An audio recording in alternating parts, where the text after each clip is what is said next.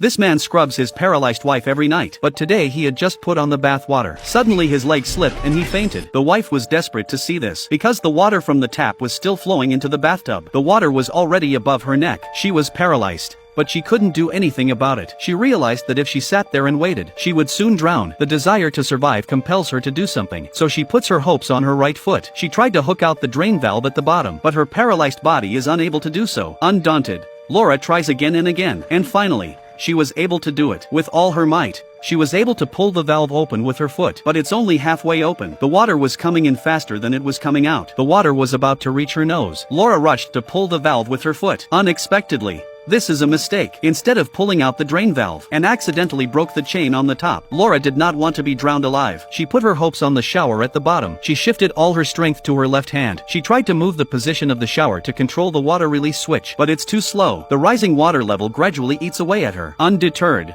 Laura decides to give it a go. In a moment of crisis, she pulls, although the twisting of the switch slowed down the flow of water, but the rising water level, she could not get out of the danger. In order to break the deadlock, Laura slowly extended her feet out of the water and focused her weight on the balls of her feet, and then she hit the drain valve, and finally opened the valve. As the water level dropped, Laura was able to save her life, but then she was surprised to find, after experiencing this battle between life and death, her paralyzed body actually reacted. But now is not the time to be happy. She held the edge of the bathtub with both hands. She slowly got up to check her husband on the floor, but strangely enough, her husband, who had just been on the floor, had disappeared. There were still traces of her husband's blood on the doorframe. Looking at the red footprints on the floor, Laura was in a state of shock. She couldn't understand why her husband hadn't fallen into a coma and yet he hadn't paid any attention to her. It was then that Laura recalled what her girlfriend had told her a few days ago. Her husband might have a lover. Combined with what happened now, it seems that her husband has designed a murderous plot. The purpose is to murder himself. She can only move slowly with her upper body, with a strong desire to survive. Laura struggled to her feet. Then she jumped in front of the phone. She picked up the phone and tried to call the police, but her husband had already ripped out the phone cord. At that moment,